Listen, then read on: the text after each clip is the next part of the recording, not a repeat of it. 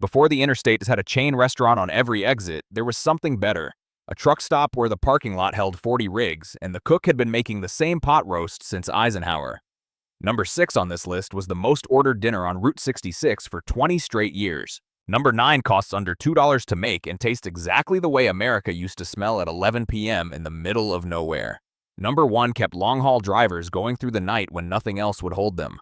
These dinners disappeared because a Denny's opened across the street and charged twice the price for half the food. Hit that subscribe button and ring the notification bell. Let's count down the 15 forgotten truck stop dinners that kept America moving. Number 15, chicken fried steak with white gravy. This was not a steak pretending to be chicken.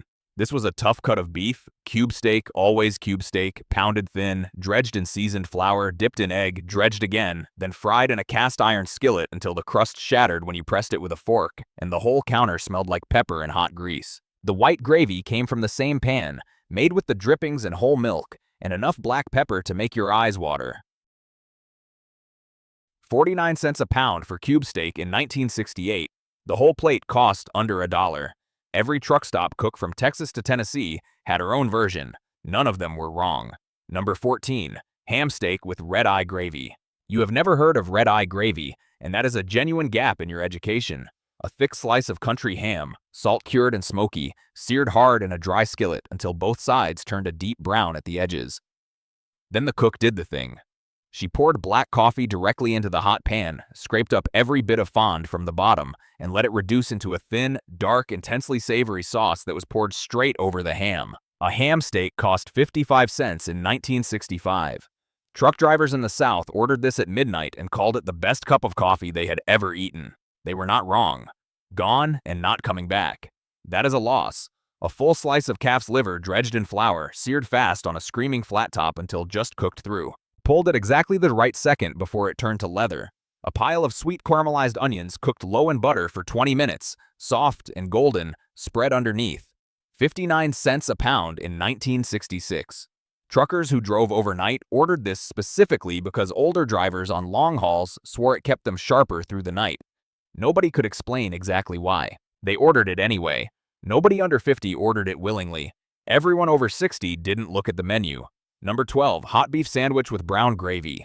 Sunday's pot roast became Monday's truck stop special.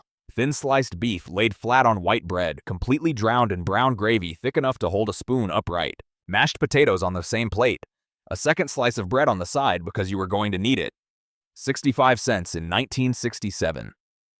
A driver who had been behind the wheel for 9 hours ordered this because it felt like someone had cooked for him. The gravy soaked into the bread. The bread soaked into everything. For 20 minutes at a counter stool, he was home. And if these forgotten roadside meals are doing something to you, hit subscribe and ring the notification bell. We've got a lot more of these waiting. Number 11, pork chop with applesauce. 2 thick, bone-in pork chops seasoned with salt and pepper, browned hard on both sides until the fat crisped at the edges and the kitchen smelled like Sunday, then finished in the oven until the meat pulled away from the bone clean. A small dish of sweetened applesauce on the side, made that morning from whatever apples came in that week. Applesauce, green beans cooked long with a piece of fatback, and mashed potatoes. The whole plate cost 75 cents in 1964. Midwestern truck stops served this every Tuesday without fail. Drivers planned their routes around it. A man who ate this plate at 6 o'clock in the evening did not need to stop again until morning. That was the point of every meal on this list. Pure working fuel. Number 10, beef stew with cornbread. The pot went on the stove at 7 o'clock in the morning and did not come off until the last bowl was gone. Stew beef was browned in batches with carrots, potatoes, onion, and a can of tomatoes. It simmered for 4 hours until the broth went thick and dark and clung to the ladle. A wedge of cornbread baked in a cast iron skillet, golden on the bottom and soft in the middle, was served on the side of the bowl, still warm. 55 cents for the whole plate in 1966. By noon, the stew was perfect. By 2 o'clock in the afternoon, it was transcendent. By 4 o'clock in the afternoon, it was gone. Drivers who arrived at 4:15 in the afternoon got chili instead. They were not happy about it. Number 9, biscuits and sausage gravy. This one could be breakfast or dinner, depending on what time you pulled in. At a truck stop, nobody cared what time it was.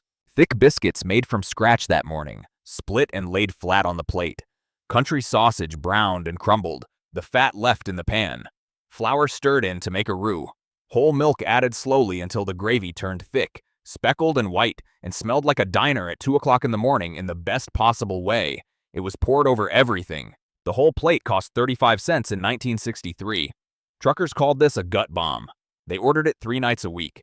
There is no contradiction there. When you have 500 miles left and it's 2 o'clock in the morning, you need something that sticks. This stuck. Here is what nobody talks about when they talk about truck stops. Before McDonald's built the same restaurant on every exit, the truck stop was the only reliable hot meal between cities. The cook knew it. She had been feeding drivers since 1954, and she understood something the fast food industry never figured out. A man who drives alone for 12 hours needs more than calories. He needs a booth big enough for a work jacket. Coffee refilled without asking. A plate that doesn't look like it came off an assembly line. The food was part of it. The room was the rest of it. And the room is gone. Number 8. Meatloaf plate. Made on Monday morning, sliced all week, reheated to order on the flat top until the edges crisped and the ketchup glaze caramelized dark. Ground beef mixed with breadcrumbs soaked in milk, egg, diced onion, a pour of Worcestershire sauce packed into a loaf pan and baked for an hour. Mashed potatoes and canned green beans on the same plate. 59 cents in 1967. Truck stop meatloaf on Wednesday tasted better than truck stop meatloaf on Monday because 2 days in the refrigerator gave it time to think about what it wanted to be. The drivers who knew this ordered it midweek on purpose. Most of them didn't know why it was better. They just knew it was. Number 7. Fried catfish with hush puppies. Below the Mason-Dixon line and out to East Texas, every truck stop within 30 miles of a river served this on Fridays. Catfish fillets soaked in buttermilk, dredged in seasoned cornmeal, fried until the crust crackled when you bit through it. Hush puppies dropped alongside. Cornmeal batter fried in the same oil until crisp and golden. 49 cents a pound for catfish in 1965. Hot sauce on the table, always. Lemon wedge on the plate, always. A driver who pulled off Route 80 in Louisiana on a Friday night and found this plate wrote down the exit number for next time. They always came back. Number 6. Chicken and dumplings. This is the dish that earned chicken and dumplings its reputation as the great American road meal. A whole chicken simmered in a pot of seasoned broth until the meat fell from the bone. The bones were removed, the meat shredded back into the broth, then spoonfuls of biscuit dough were dropped in and cooked, covered, until they puffed up soft and pillowy and absorbed the rich chicken liquid around them. One bowl cost 55 cents in 1964. Drivers who had been on the road for 3 days ordered this because it was the closest thing to something their mother made. The dumplings were the point, soft and warm and heavy and exactly right. Here is what the chains took from you.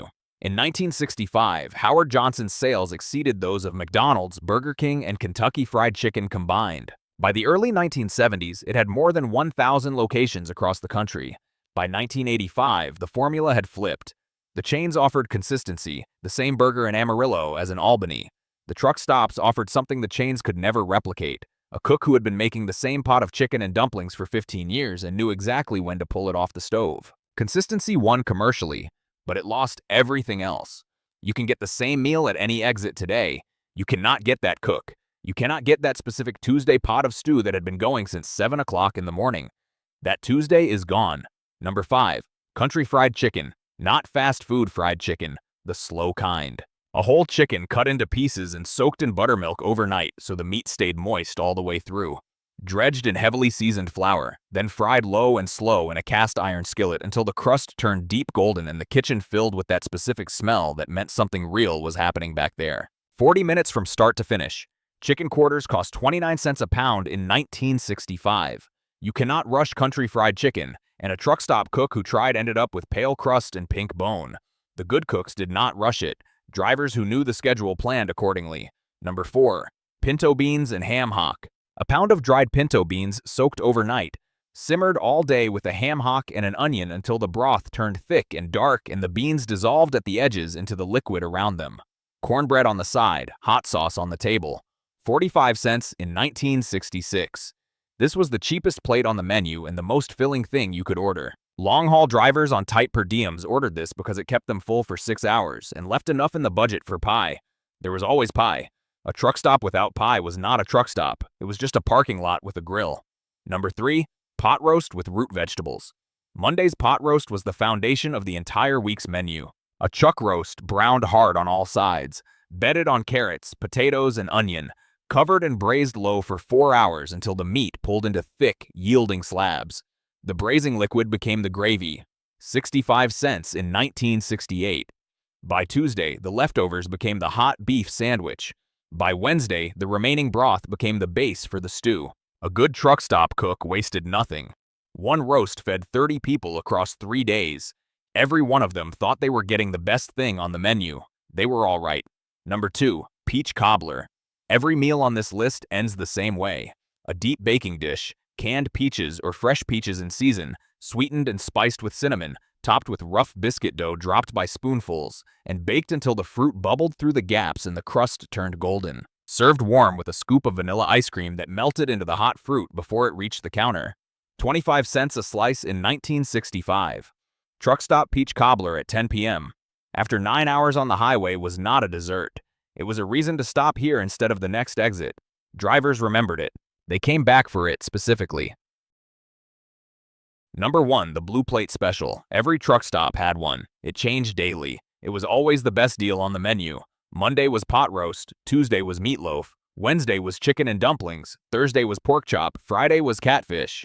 It cost 65 cents every day in 1965, and it was made by a cook who had been doing it long enough that her hands knew before her brain did. Drivers who ran the same route every week did not need to read the chalkboard. They already knew what day it was by the smell coming out of the kitchen. Monday smelled like roast beef and onions. Wednesday smelled like flour dust and simmering broth. Friday smelled like hot oil and cornmeal. They sat down in the same booth, hung the same jacket over the same cracked vinyl seat, and the waitress poured the coffee before they even asked. By the time the mug hit the table, the cook already had the order half done in her head. That kind of place did more than serve food. It kept a rhythm. It gave shape to the road. A man hauling freight through 3 states could lose track of the miles, the weather, even the date, but he did not lose track of the truck stop that served meatloaf on Tuesday and peach cobbler every night after 8. He remembered that. He counted on that. The meal mattered, but the certainty mattered more. That is what disappeared first. Not the recipes, not the ingredients, the certainty. The old truck stop dinners worked because they were built for the people eating them. They were not designed in a boardroom.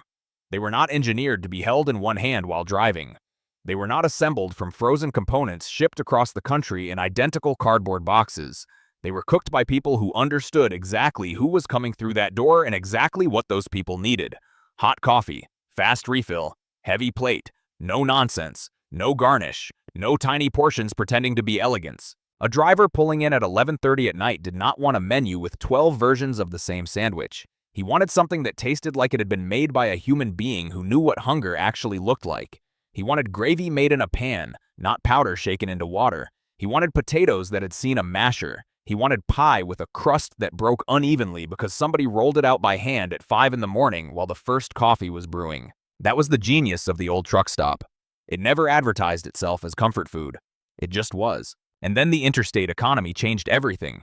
The national chains learned how to promise the same lighting, the same booth spacing, the same laminated menu, the same burger basket, no matter what state line you had crossed an hour ago. Investors loved that. Franchise owners loved that. Accountants loved that. But the road got flatter because of it. Not physically flatter, spiritually flatter. One exit began to look like the next, and then the next, and then the next after that. The old places could not compete with standardization. A family-run truck stop had one cook who knew when the stew was right by the smell of it. A chain had a timer. A family-run truck stop had a waitress who remembered which drivers wanted extra onions with the liver and which ones always asked for the end piece of cornbread. A chain had training modules. A family-run truck stop could have a bad Tuesday or an unforgettable Friday because it was still being run by actual people. The chain solved that problem by removing as many people as possible from the food. And maybe that was more efficient. But efficient is not the same thing as good. The best dinners on this list all had one thing in common. They made time slow down for 20 minutes. That was the luxury, not the ingredients, not the price. Time. A man who had been staring through a windshield for 600 miles could sit down, loosen his shoulders, wrap both hands around a hot mug, and eat something that asked nothing from him except appetite. No rushing, no paper bag, no eating with one elbow on the steering wheel, just plate, fork, coffee, counter, and the low sound of other people existing nearby. You cannot mass-produce that. You cannot franchise that. You cannot install it with brighter lights and a larger sign. What we lost was not just chicken fried steak or red-eye gravy or blue plate specials written in chalk. We lost places that still behaved like regions. Truck stops in Arkansas tasted different from truck stops in Ohio. West Texas had its own idea of supper. Mississippi had another. The road used to change as you moved through it. Now a lot of it feels like copy and paste. And yet the food itself is not gone. That is the part worth holding on to. Chicken and dumplings can still be made in a heavy pot on a quiet afternoon. Biscuits and sausage gravy still work exactly the way they did in 1963. Pinto beans still take all day. Peach cobbler still fills a kitchen with the kind of smell that makes people wander in from another room and ask when it will be ready. The meals survived. The places mostly did not. So make one. Not because it is trendy, not because it photographs well, not because it belongs to some aesthetic version of the past. Make it because these dinners were honest, and honesty is rarer than people think. Fry the pork chop, bake the meatloaf, simmer the stew until it goes dark and thick. Let the cobbler bubble at the edges, feed a few people. Put the food on real plates. Sit down long enough to actually taste it. Then tell me which one you would have ordered. Tell me which plate would have pulled you off the highway. And if you are one of the people who still remembers a specific truck stop, a real one, a place with weak coffee, strong gravy, and a parking lot full of diesel engines cooling in the dark, tell me about that too. Because somewhere out there, somebody still remembers the exact booth, the exact waitress, the exact night, and the exact meal that made the road feel human again. Last recipes.